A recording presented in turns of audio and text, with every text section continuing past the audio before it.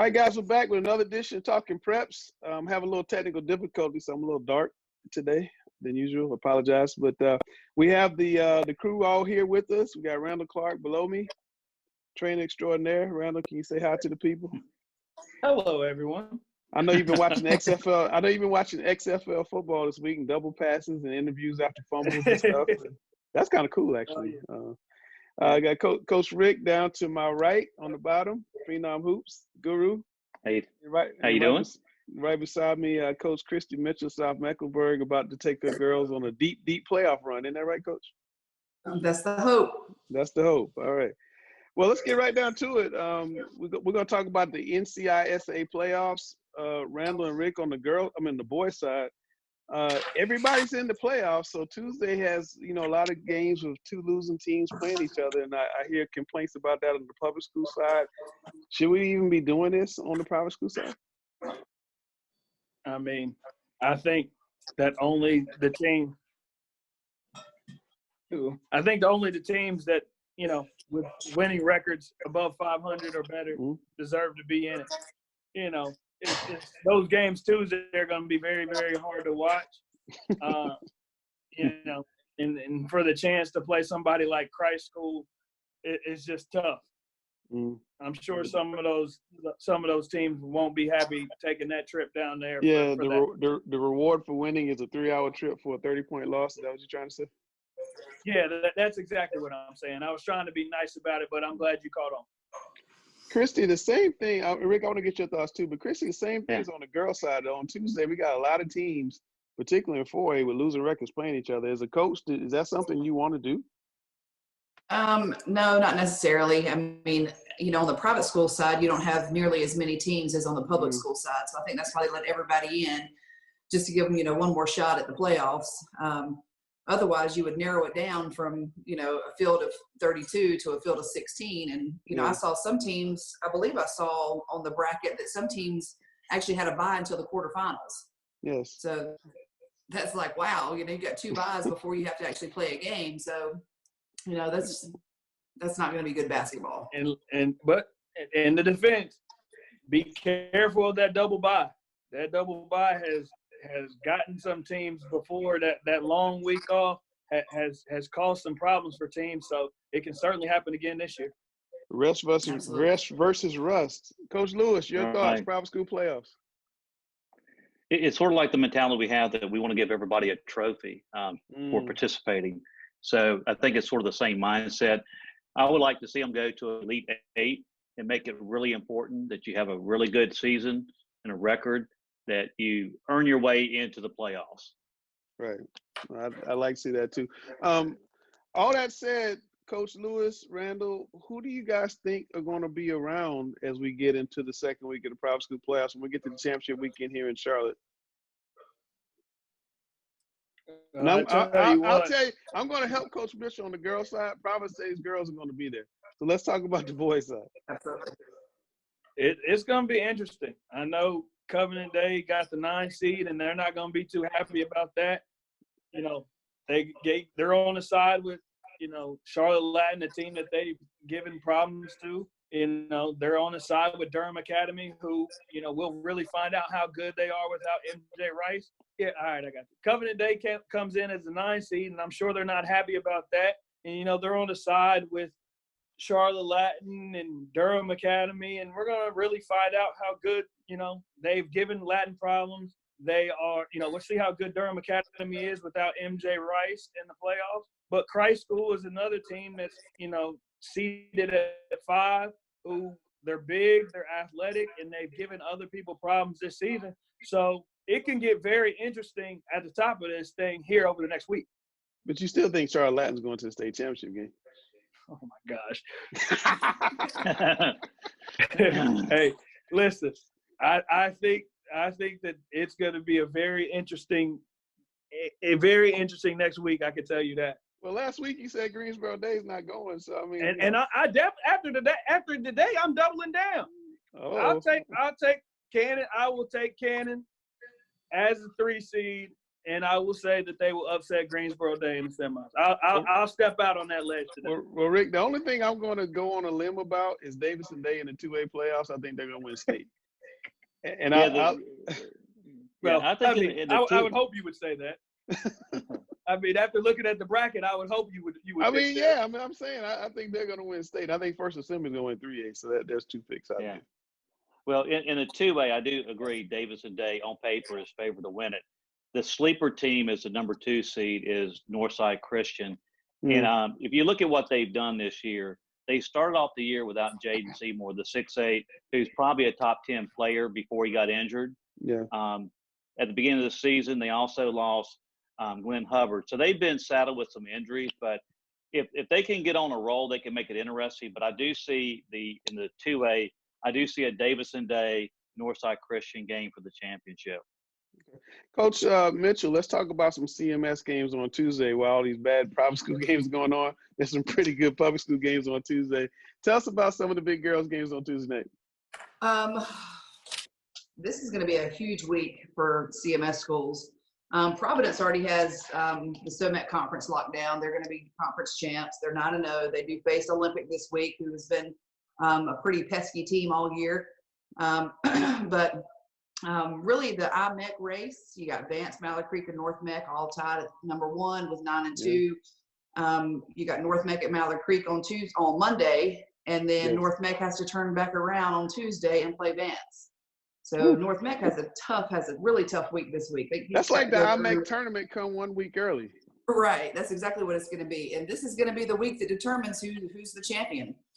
So you got Vance at North Mech on Tuesday, and they also have Lake Norman. So they have 3 games this week that are going to be really tough. Absolutely. And then also on Tuesday, you have Watauga at Freedom. And Watauga right now is in 2nd place in their conference. Freedom is still up there at the top, 21-0. I don't see them getting upset anytime soon. They have 4 players in double digits. They're led by Lenore Ryan commit Blakely Crooks, 18 points, 11 rebounds, 6 assists, and Catawba commit Josie Highs with 15 points, 5 rebounds, and 4 assists. They're probably going to bring home a ring this year for sure. All right, here's my thing, Coach. And Randall, I want your thoughts too. We do the Sweet 16 every week, and I get all these complaints. Why do you put these mountain teams in the Sweet 16? They wouldn't win 3 games in Charlotte. Are those teams good, or are they benefiting by not playing like you guys do around here, Coach Mitchell, head-to-head all the time? And Randall, I wanted your thoughts too, but we'll start with Coach Mitchell. Well, I definitely think Freedom is a state championship contender team, and I'm pretty sure that they would, blow out a lot of teams right here in Charlotte. It is true that their conference is not as strong as the IMEC conference or, the Southwestern 4A conference. So, you aren't getting beat up every single night, or, you have 3 or 4 games that 3 or 4 teams in your conference that is just a battle every week. And, Freedom is probably, not doing that. But also in the 3A, 4A split conference, I mean, Freedom's wide open. I mean, I think Freedom's going to have a ring this year. And, I would put Freedom up against Mallard Creek or Vance, and I would love to see that game because I think that it would be really I like to see Freedom come to a certain tournament we have in Charlotte around Thanksgiving. That's what I like to see. Let's find out how good they are. Let's do that. I'm definitely going to put that on my list for next year. All right, Randall, talk to me. What do you think? Same topic. I agree. I mean, when you win 20-plus games, though, I think you deserve to be in the Sweet 16. You kind of, as one of those teams, it's kind of like a mid-major team. They got to keep winning in order to get in the top 25 in college, and it's the same with the Sweet 16. But as soon as you lose, you're out, and you're probably not getting back. I mean, it's just the reality of the situation. All right. Tuesday night. Lastly, on Friday, we got Friday games. Independence at Myers Park. Myers Park and Butler are tied for the first place spot with 10-0. Yeah. Butler has to get through Hickory Ridge this week, and Myers Park has to get through Independence. So both of them aren't just, easy finishes for either one of them. Absolutely. But yeah, the last time Myers Park played Independence in January, Myers Park won by 13, and that was behind Taylor Henderson's 34 points. And she was 11 for 12 from the free throw line. So you definitely got to figure out a way for Independence to stop Taylor Henderson in order to get this upset. Well, we know that Mars Park is going to win because Randall's already ordained it, so it's over. It's done with. They're going to win. Coach Lewis, let's talk a little boys basketball. Tuesday night we got a really big game. Olympic can lock up the league title at Providence. I'm assuming you think that's going to happen. But I want to get your thoughts Right. on Vance and North Meck, particularly with North Meck not having one of their key players. Does that level the playing field a little bit? I know North Meck kind of blew them out the first time. It evens it out just a little bit, but I still think North Meck has too much experience and too much firepower. I still think they're going to win. It won't be a 40-point blowout like they did at Vance, but it will be a win for North Meck. I think when you look at Olympic, I just wanted to mention one thing about the job Barrington Terry's done. You know, he's been without the service of his star freshman this year too, so that put a little dent in what they were doing. But they're 16-5, 8-2 in the conference, and they're on pace basically to win their conference. Their remaining games I have it here is Providence and West Meck, which those should be on paper wins. So for Coach Barrington Terry, it will be 8 out of the last 10 years that he's won at least 20 games a year, which is pretty remarkable. He does a phenomenal job and probably is under the radar as far as his coaching ability. The other one is, which we mentioned last week, was the Southwestern 4A. You got Hickory Ridge. They're at 9-2. They're tied with Independence now. The big game Friday is going to be Independence versus Myers Park in the Southwestern 4A. That'll be the game that will help determine who will win the conference. I agree with you on that one. Randall, North Meck, are they going to be good enough to make a state run, something they haven't really done in the past couple of years, without one of their key players? Can they find enough guys to fill in to get to the state finals? I think that they can find enough guys to make it there. I honestly think that as long as they can, stay together and keep playing the way that they played this season, they will be okay, and they'll find a way to get it done. As long as, you don't want to have one guy come out and think that they have to do it all and carry all that weight. They have enough players over there that can really play to where they can kind of share it and make up for the absence. Yeah, it's also nice you got a guy who give you 30 every night, and Tristan Maxwell. Right. Go ahead, Coach Lewis. Well, they do have a roster full of D1 and D2 players. I mean, you have Tristan Maxwell going to Georgia Tech, Chris Ford, who is a solid mid-major player, Shamon Artis, who has some D1 offers, and then you look at the sophomore and Jerry McGregor, who's had a monster year. He's averaging double-double almost each and every game. Yeah, and he's getting better and better. They have a kid over there, sophomore Jordan Crawford. I'm really high on. I think he's maybe get a chance to kind of shine in the postseason and really shoot it. Really solid defender. He's one of those guys that could step up in that type of environment. Okay, so we have a lot of big games coming up this week, but we have conference tournaments after that. A, do conference tournaments even matter anymore, Coach Mitchell? And B, what do you think is going to happen on the girls' side when we get there? Conference tournaments really don't matter anymore. I mean, the way the state playoffs are now, that unless somebody other than the number 1 or number 2 team wins, then it really doesn't do anything for the seeding of the state. But it is an opportunity for a team like South Meck, who is in number 2 spot right now, to maybe get a trophy at the end of the year. And my prediction is, and just like I said last week, in all 3 conferences in Charlotte, I predict that the regular season champion will not be the same as the conference tournament champion. So that's Providence not winning. That's Providence not winning conference. That's Myers Park not winning conference. I'm going to go on a limb. That's CJ and Mallard Creek not winning conference tournament. That's what you're saying. Don't put it like that. That's saying that I'm rooting against them. That's not what I'm saying. I'm saying for the teams like in the IMEC, where you have 3 teams right now fighting for number 1, any 3 of those teams can pull it out next Friday night. The same thing in Providence, South Meck, and Audrey Kell are tied for 2nd right now. We shot horribly against Providence in both games we played them. Got a different game plan this time around. So, and also Butler and Myers Park, whichever one wins it out, the other one could upset in the conference tournament.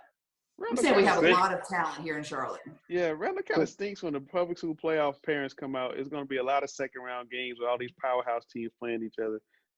What do you think about that? Because they're all going to knock each other off week 2. That's the hardest part about the whole thing. You get the best teams around here, and they got to play each other right off the bat. And it's just I think, you know, if we could do a better job of figuring out a way to space it out to where we really find out who the best teams are and have them match up in, you know, the Sweet 16, Elite 8, you know, I think it would make it a better and more enjoyable tournament. Man, it'd be cool to see like those really good teams from Raleigh play the really good teams from Charlotte around Elite Eight, you know, and not just one and one in the state finals. Let's have four of them play each other. And maybe, you know, some team is good, like in Fayetteville or Richmond, and there are always one or two like that. But it just seems like every year all the good Charlotte teams knock each other off, and teams that we all kind of feel aren't as good advance further into the playoffs because they avoid that thing. It's the same on the boys' side, Coach Lewis. We see the same thing on the boys' side every year with all the powerhouse Charlotte teams playing each other. We see it in football as well. Your thoughts on that side of the playoffs? Well, I mean, I do think it could be done a little bit better where the games are a little bit more competitive at the entry level. But I do like the Elite Eight format where you also could have a situation where you have a winner's bracket and also a loser's bracket where everybody's playing for 3 games. And every team in, like the 4A classification, 3A, 2A, instead of just having one game and you're done, you could play for a placement for the private schools. Like you could have a loser's bracket. If you lose the first game, you could still go and win the consolation tournament. It would give them something to play for, and those games would be more meaningful, and they would be a whole lot more fun to see. Absolutely. There's more money for the state associations as well. Rick, same question I asked Christy. What do you think about conference tournaments? Are they useful nowadays or not? I don't really see a use for them. I would rather see the public school teams use those games in conference play where they can go out and play other key matchups during the course of the season, whether it's a private school team or another high-profile public school team. Give the public schools an opportunity to play higher-profile games during the course of the season. Well, that kind of leads me into my next topic point. We have a lot of kids transferring in football. It was an epidemic this past week. I thought National Signing Day was National Transfer Day. Kids are posting on Twitter, instead of blessed to receive, I'm going to play my senior season at school Y, school X. And I asked some of the parents, some of the reasons they give is I'll go over here because of a better schedule that Coach Lewis just talked about. Randall, Coach Mitchell, all of you guys, I just want your thoughts on all the transfers. Is it just sign of the times with just an AAU environment? And Coach Mitchell, we'll start with you. That's tough. I don't like to see it. It says a couple things about kids. It says a couple things about players, and I think the college coaches see that as well. If you played at 4 different high schools in 4 years, I think, you know, that throws kind of a red flag. What's the likelihood that you're actually going to stay in that program when you get to college for 4 years and graduate?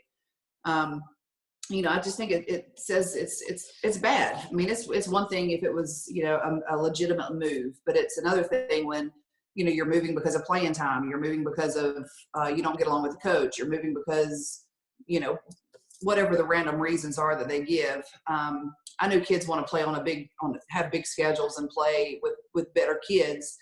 But, you know, one thing that I tell my kids all the time is, you know, be the team that people want to play with. You know, you're right here. You have the talent. Let's build it right here. And, you know, unfortunately, every year you're going to have a kid leave your program. I mean, I've had kids leave my program and go off to other places. And, you know, and I don't try to talk them out of it. I tell them and I tell the parent as well, you know, you got to do what's best for your kid. And if that doesn't include Coach Mitchell and South Meck, then, you know, you have to do what's best for you that you can look back on and make sure that you made the right decisions.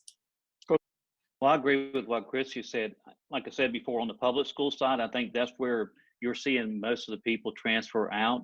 And I think it's sort of the perception that you can go and play a tougher schedule and everybody wants to play on a higher stage.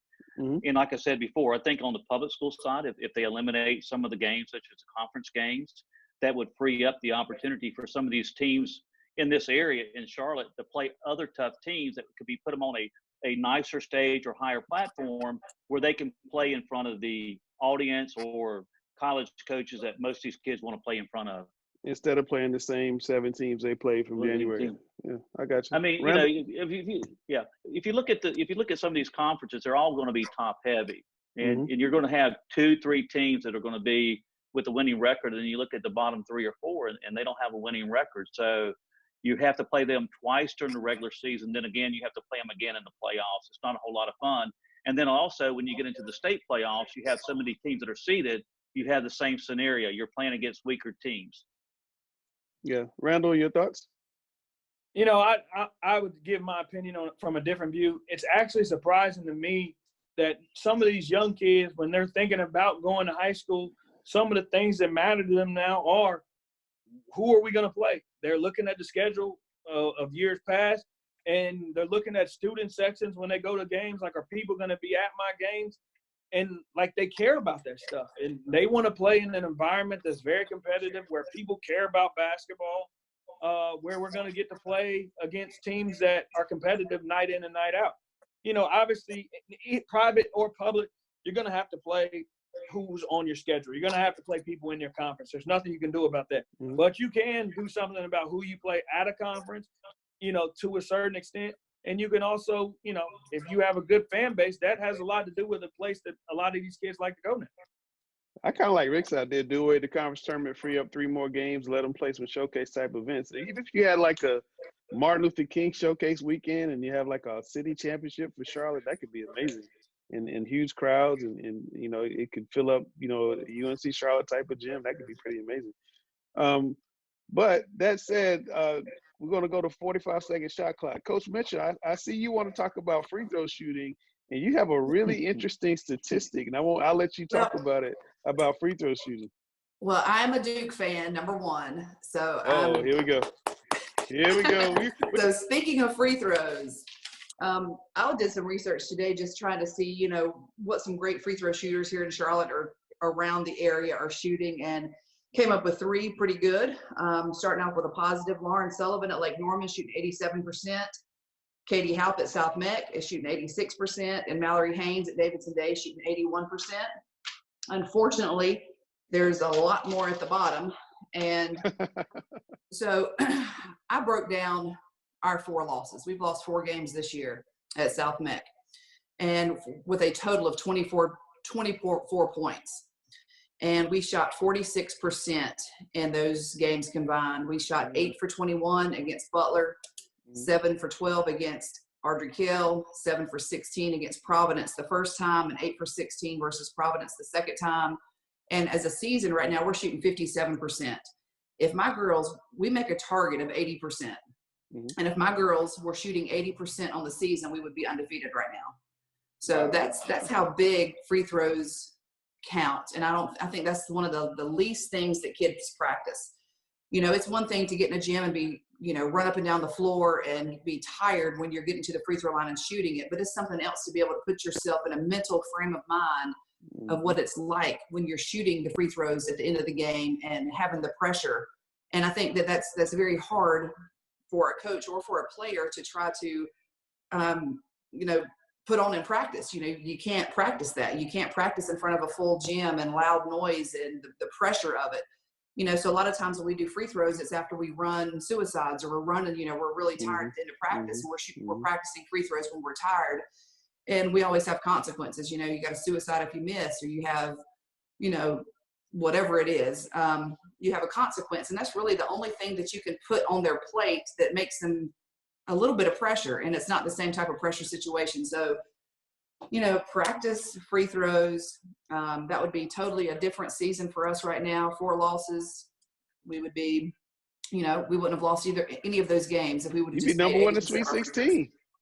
You'd be number 1 in Sweet 16 if you made your free throws. I know, that's tough. Get that big old banner at the end of the year.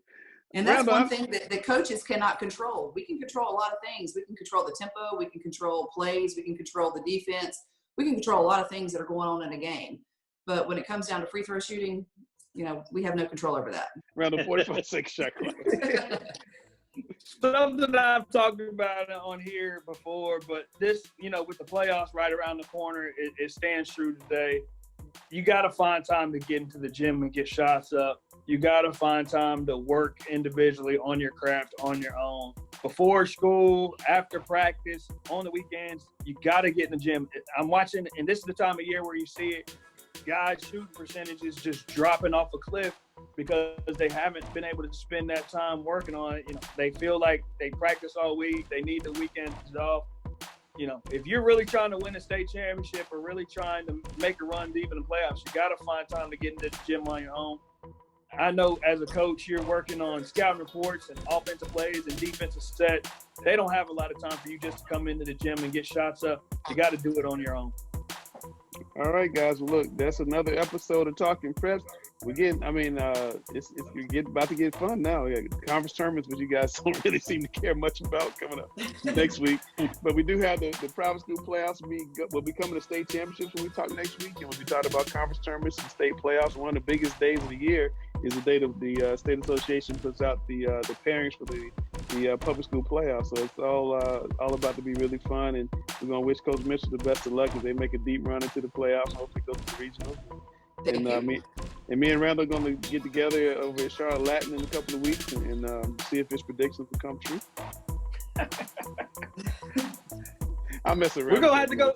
Hey, semis are at Providence Day, so we got to meet there too.